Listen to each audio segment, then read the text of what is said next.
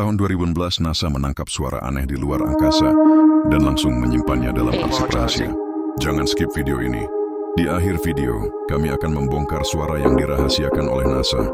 Suara ini terekam oleh wahana Juno saat melewati Jupiter. Bunyi seperti siulan panjang dan dengungan yang tidak wajar. Ilmuwan menyebutnya plasma wave emissions. Tapi banyak yang tidak percaya penjelasan itu. Apalagi saat terungkap, suara itu mirip dengan frekuensi sonar makhluk hidup di laut dalam. Teori mulai bermunculan. Ini suaranya, perhatikan dengan baik.